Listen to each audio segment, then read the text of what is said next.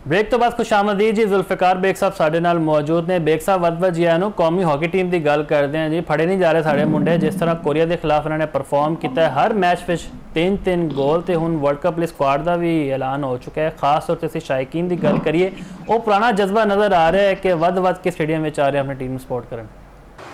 ये डेफिनेटली काफ़ी अच्छे इंतजाम जितने पाकिस्तान हॉकी फेडरेशन ने और जिस तरह पाकिस्तानी टीम अपनी टीम के खिलाफ खेली है, ये बड़ी खुशाई गल है। 7 अगस्त को आखिरी मैच सीरीज का खेला जाएगा और इस दौरान जी प्रैपरेशन टीम कहने वाले वो बड़ी बेहतरीन रही है और पाकिस्तान टीम ने बहुत अच्छा परफॉर्म किया है।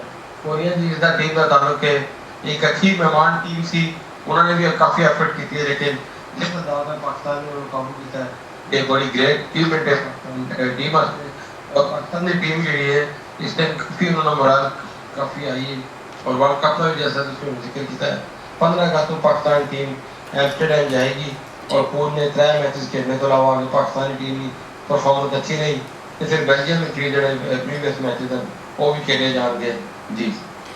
जाके वर्ल्ड कप में फिर बेल्जियम, हॉलैंड, इंडिया वर्गी टीम होगी, उत्थे जाके की बनेगा। अजे तो असं कोरिया को बच्चा समझ के हराता है। अगे जिवें प्रो लीग च हाल होया सी साडा, थानू लगदा है कोई बेहतरी तवक्को रखी है पाकिस्तान टीम को? देखो जी, गोरे कोच भी आ गए साडे कोल। पूल के अंदर टीमां 2 शामिल हैं। एक वेल्स टीम भी है जो छोटी टीम जिसको किया जाता है, लेकिन इंडिया और इंग्लैंड पूल एक मौजूद होना एक टफ साइड है और उसके वजह से पाकिस्तान वास्ते होप फॉर द बेस्ट। लेकिन इन 2 टीमों के अगेंस्ट पाकिस्तान का जितना खासा मुश्किल दिखाई देना है तो बुनियादी वजह है कि पाकिस्तान की टीम का जो स्टैंडर्ड है उस स्टैंडर्ड से नहीं। वर्ल्ड कप एक मेगा इवेंट है और इसमें दुनिया की टॉप रैंकिंग टीमां इंग्लैंड है, इंडिया है, ऑस्ट्रेलिया, तो ये बढ़िया टीमां ने और परफॉर्मेंस अगर दूसरी टीम देखी जाए तो वर्ल्ड क्लास टीमां है जी। अच्छा, हूँ तो वैसे गोरे कोचा ने भी खिदमात हासिल कर ली गई है तो मैनेजमेंट भी तब्दील हो गई है। खिलाड़ियों के जोड़े माली मसले मसाइल से वो भी असी दूर होते वेख लेने। कप्तान भी साढ़े नए आ गए हैं जी, अबू बकर किसी तारुफ के मोहताज नहीं ने। तो हूँ थानू की लगता है कि परफॉर्मेंस में बेहतरी आएगी? देखो जी, गोरे चिट्टे का कोई फर्क नहीं पैना, खिलाड़ी तो ही ने खेलना देना मुंडिया नहीं। अगर इन्होंने परफॉर्मेंस नहीं होगी, इन्होंने लत्तां जान नहीं होगी, अगर बॉल मैन टू मैन नहीं खेलेंगे, बॉल टू बॉल नहीं खेलेंगे, it is quite difficult to win against opponent teams. क्योंकि एक ऐसा क्वेश्चन मार के गोरे भी इन्होंने बहुत आजमाया नहीं थे, पाकिस्तानी बहुत आजमाई तो ਜਦੋਂ तक पाकिस्तान के अंदर 50-60 ओलंपियन जिंदा ने उस वक्त तक काफी ना जो रिवाइवल थोड़ा मुश्किल है क्योंकि जितने भी अगर 60 ने होते अगर ओलंपियन मौजूद ने जिंदा है आपने पिछले कई साल जो कई सीनियर प्लेयर ने और एक खिलाड़ी भी वर्ल्ड क्लास में प्रोड्यूस कर 70 तो 80 खिलाड़ियों का पूल बढ़ जाता है तो उसमें आता अच्छे तरीके ना खेल सकते हो जी।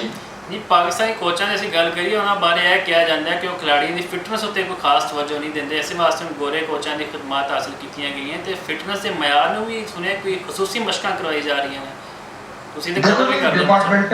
डिपार्टमेंटल प्लेयर ने सारे क्वालिफाइड प्लेयर ने इंटरनेशनल लीगा में खेलने जाते हैं ते ਜਿਹੜੇ पाकिस्तानी कोच ने सियासत का काफी ज्यादा अमन ग्राफ होता है क्योंकि सियासत जी है ना और खेल की तबाही की जिम्मेदार है जी।